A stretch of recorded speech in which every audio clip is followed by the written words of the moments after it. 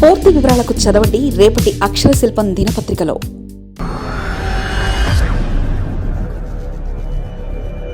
చట్టసభలపై కేంద్రం కీలక నిర్ణయం. చట్టసభలకు ఇకపై ర్యాంకింగ్స్, నిర్దిష్ట ప్రమాణాల మేరకు మార్కులు, రాష్ట్రాల మధ్య ఆరోగ్యకరమైన పోటీ, చట్టసభలకు జవాబుదారీతనం పెరుగుతుందని భావన. కేంద్రం కీలక నిర్ణయం తీసుకుంటుంది. చట్టసభలకు ఇకపై ర్యాంకింగ్స్ ప్రకటించాలని నిర్ణయించింది. పెట్టుబడుల కోసం ఈజ్ ఆఫ్ డూయింగ్ బిజినెస్ ర్యాంకులను ఇస్తున్నట్లుగా ఇకపై దేశంలోని చట్టసభల పనితీరును అంచనా వేసేందుకు కేంద్ర ప్రభుత్వం సిద్ధమైంది. నేషనల్ లెజిస్లేటివ్ ఇండెక్స్ పేరుతో కొత్త విధానాన్ని తీసుకురానున్నట్లు తెలుస్తుంది.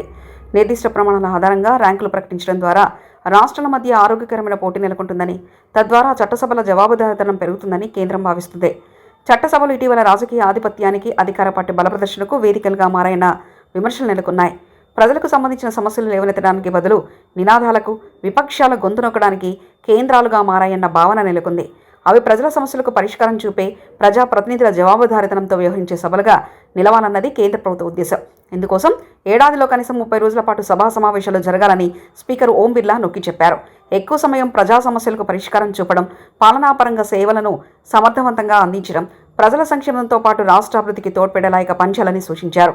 నేషనల్ లెజిస్లేటివ్ ఇండెక్స్ విధానం ద్వారా ఆయా రాష్ట్రాల శాసనసభలు, శాసనమండల పనితీరును కొలవడానికి నిర్దిష్టమైన ప్రమాణాలను లోక్సభ స్పీకర్ సూచించారు.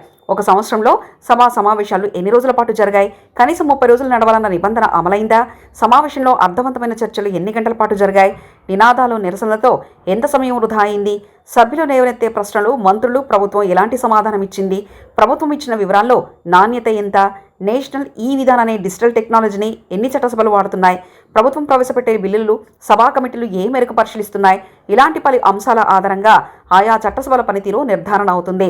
ప్రతి చట్టసభ పనితీరును కొలిచేందుకు నిర్దేశించుకున్న ప్రమాణాల ఆధారంగా ర్యాంకింగ్లను ప్రత్యేకంగా ఒక కమిటీ అధ్యయనం చేసి నిర్ణయిస్తుంది. ఇప్పటికే కమిటీ ఏర్పాటైంది. చట్టసభల పనితీరు మెరుగుపడడంతో ర్యాంకింగ్ విధానం వస్తే రాష్ట్రాల మధ్య ఆరోగ్యకరమైన పోటీ నెలకొంటుంది. తక్కువ ర్యాంకు వస్తే దేశవ్యాప్తంగా ఆ రాష్ట్ర ఇమేజ్ ప్రశ్నార్థకమవుతుంది. నియోజకవర్గ అభివృద్ధి గురించి, తమ సమస్యల గురించి ప్రజాప్రతినిధులు చట్టసభల్లో చర్చించడం లేదనే సాధారణ అభిప్రాయం ప్రస్తుతం ప్రజల్లో నెలకొంది. నేషనల్ లెజిస్లేటివ్ ఇండెక్స్ ద్వారా ర్యాంకింగ్ సిస్టమ్ అమల్లోకి వస్తే మొత్తం రాష్ట్రం మీదనే అది ప్రభావం చూపుతుంది. దీంతో చట్టసభల పనితీరు మెరుగుపరచుకోవడానికి అటు ప్రభుత్వాలు, ఇటు పార్టీలు, ఇంకోవైపు ప్రజాప్రతినిధులు జవాబుదారీతనంతో చిత్తశుద్ధితో పనిచేస్తానే అభిప్రాయం కూడా ఉంది.